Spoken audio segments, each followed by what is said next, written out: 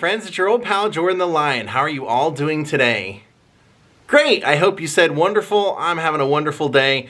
John and I are visiting our family in my hometown where I was raised, and today I thought it would be fun to share a little Elvis history that coincides with my history in this town. So Daze with Jordan the Lion, it begins right now. And how are you today? Just how are you today? Are you a wild monkey today?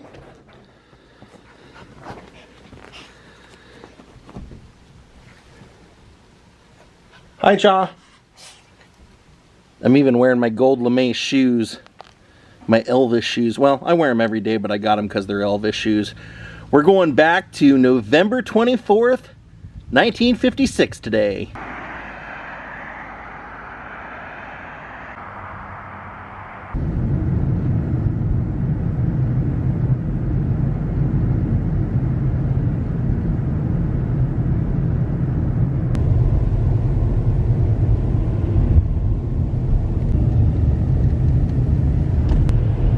Heading over to start at Troy High School.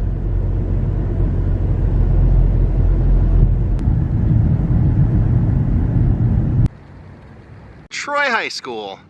For 4 years of my life, I spent those 5 days a week going to school here, and I actually graduated in 1999 from this school. Now, what's crazy about this is that we had our graduation at a place called Hobart Arena. And Hobart Arena is located right there. So this is where I parked my senior year. The reason that's important in the high school is because all the kids going to this Elvis concert were all teenagers. Back in the time of this show, they would have only had 12,000 people in this town, but Elvis ended up having 2 shows that netted 9,100 fans. So here we are, the original entrance to Hobart Arena. If you were graduating from Troy High School, this is where they always had the graduation. So this was where I had my graduation ceremony, where my sister had hers, my brother had his, and what a surprise it was for me to find out many years later that in 1956, Elvis Presley played to an almost sold out show here. Now, the reason it's called Hobart Arena is because Troy, Ohio, for many years, most of its time here, it's been run by, or at least people have been employed by Hobart brothers. And so that's how this arena came to be.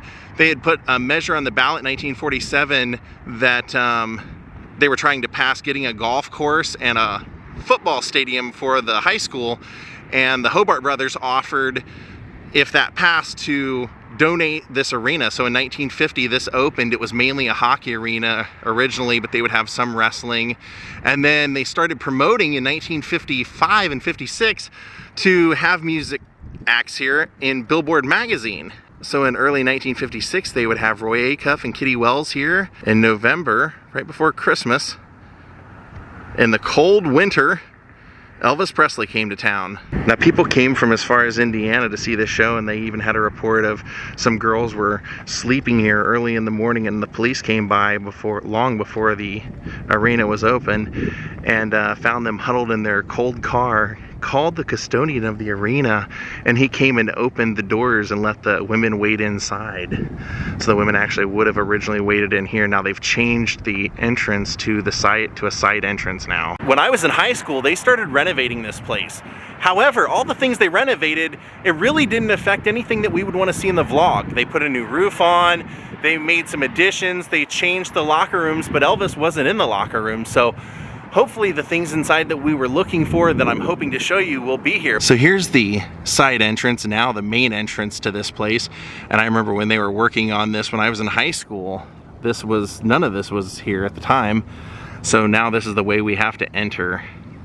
And I remember spending time here even as a kid. My mom, if you've ever heard of a mall walker, they would always keep this open every day and every night. And she wasn't a mall walker, but she was a skating rink walker. So she would walk around this place with one of her friends or a couple of her friends a couple of nights a week. So I would come here and hang out and just sit up in the stands in there and watch people practice hockey and ice skating, and it was kind of fun.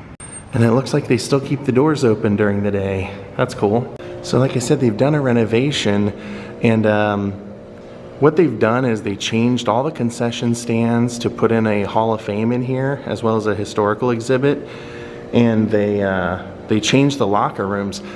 But my theory is that Elvis wouldn't have been in a locker room. I think he had his own room, probably one of the referee rooms, because you know, they had a lot of acts that day. He would go on, they were doing 2 shows that day, one at 3 p.m. and one at 8 p.m.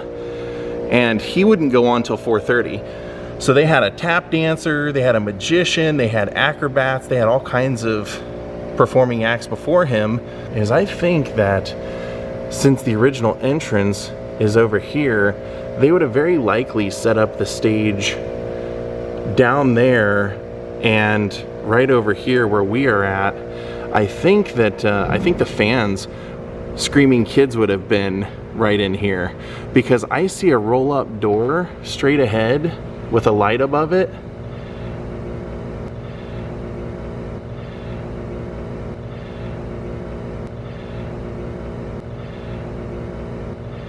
Now during that renovation, they replaced the floors and the seats, and they did repaint the rafters, but they didn't replace them or change them, and you can see those over Elvis's head in some of the shots.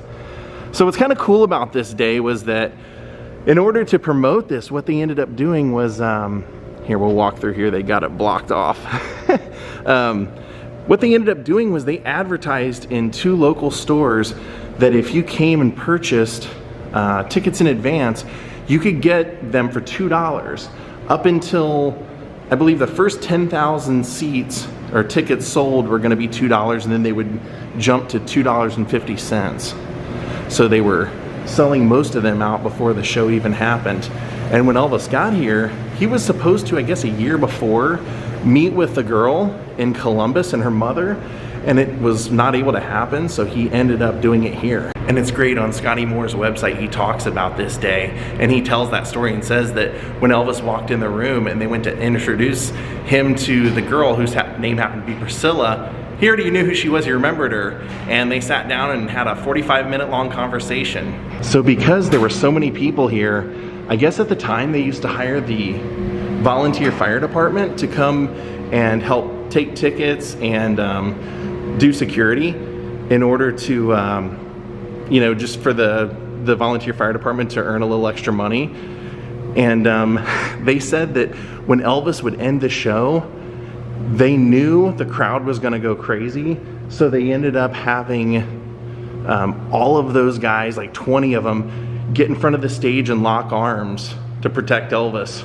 So I've walked us over to the original entrance right here, and take a look. They actually have a display right here. How cool is that? A signed photo from that day. Now, what's really cool about this actual show is that this show, Love Me Tender, had just come out that week, the movie. Here's the original contract from Elvis performing here. So think how popular he would have been. A movie just had come out, Love Me Tender. He was doing, I believe, 3 shows in Ohio, and this was the last show of that tour.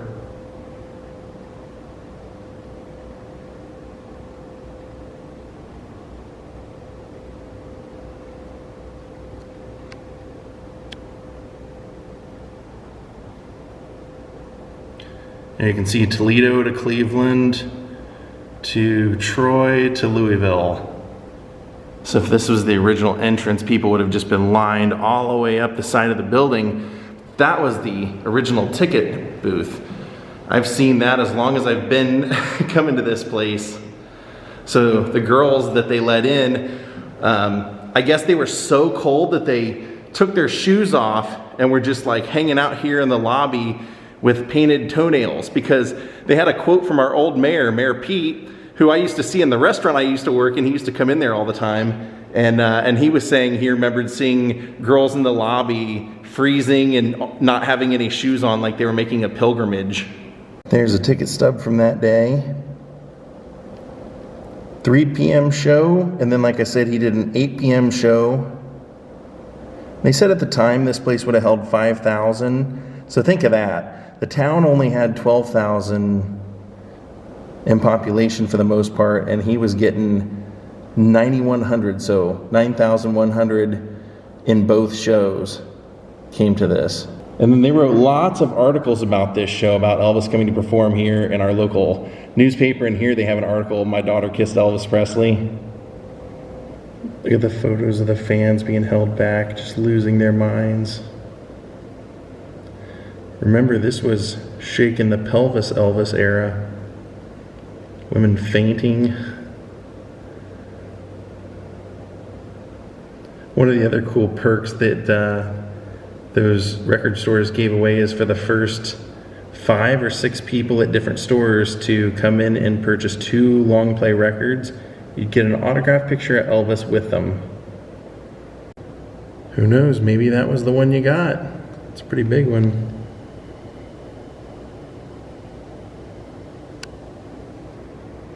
And there's a dedication to C.C. Hobart, one of the Hobart brothers who donated the building. And then as we come back in, they have a whole historical timeline of the 50s, telling of the startup and everything here, including Gene Autry performing here. 1952, Frankie Lane, Guy Lombardo, but of course, Elvis Presley, 1956. And look at that, Liberace also, May 29th. Crazy, same year. And then just because it's interesting, look, in 1959, Dick Clark's Caravan of Stars, the Coasters, the Drifters, Paul Anka, Bobby Rydell, Annette. So here's the opening of what I believe would have been the stage entrance for Elvis. I believe he would have come right through here because, like I mentioned earlier, here's the roll up and the light and everything. You can kind of see that between his legs in one of the photos that Scotty has posted on the site. And I mentioned the rafters, that you could kind of see different things. They didn't change any of them, but they painted them. I feel like you can see those. There's one shot where you can kind of see some of the bars above Elvis's head. And for a lot of the years that I was growing up, I never remembered them having concerts here. It wasn't until I think I was getting ready to graduate, they had a country singer. I think Joe Diffie came one year, and then Billy Dean came another year. But now it looks like they have people here on the regular, because they're showing all the people that have been here, and I'm seeing Styx, and I'm seeing 38 Special, Luke Bryan. So I told you growing up that I used to come here, my mom used to walk around here and I used to hang out and everything, but I did get into skating at one point. I bought some hockey skates and I used to come here skating, but one of the cool events that I remember most here was they had a charity basketball game.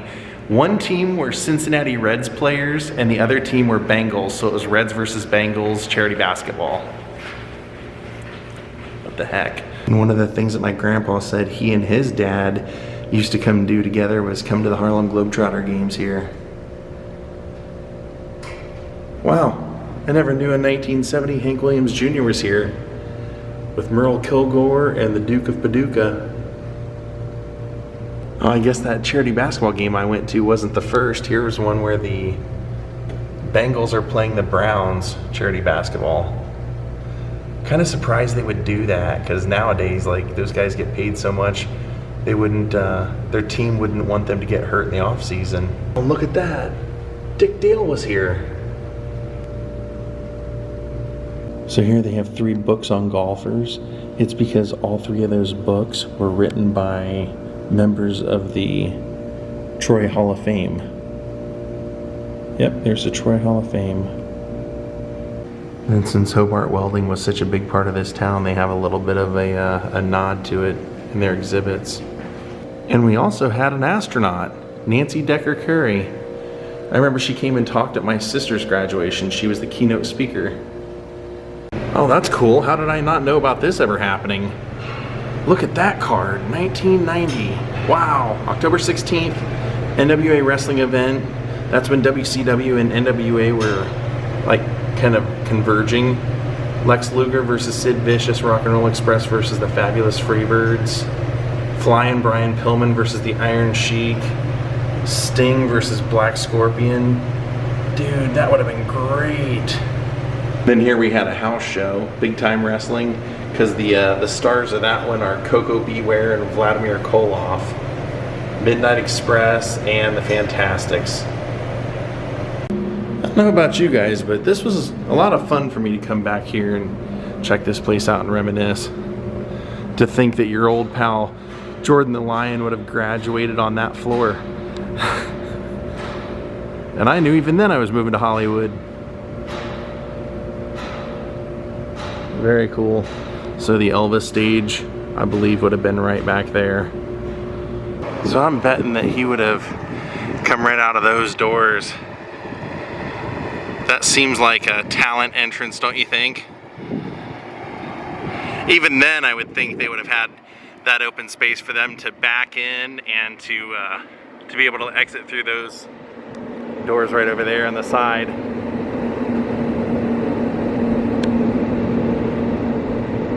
Now, one of the stories was that somebody saw him driving around town. They thought it was him in a pink Cadillac. I mean, who else probably would it be? So he would have hopped in that pink Cadillac to get out of here that night. Kind of cool.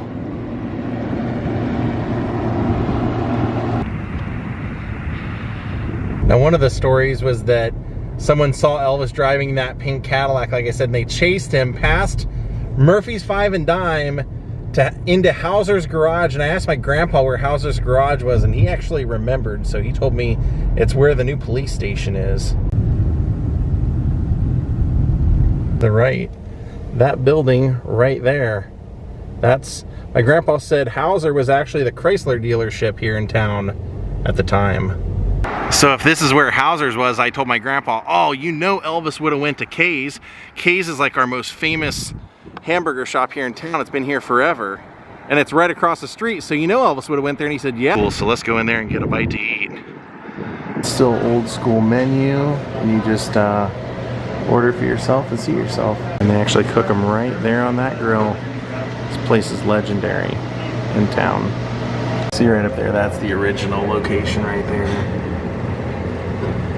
This is one of those places that whenever a presidential candidate or vice presidential candidate comes to town, they always bring them here for photos and stuff. Can you imagine, I read that they said every time Elvis opened his mouth to sing, people would just start screaming and going crazy, so he almost didn't even need to sing because you couldn't hear him anyway. A little bit of double cheeseburger action here.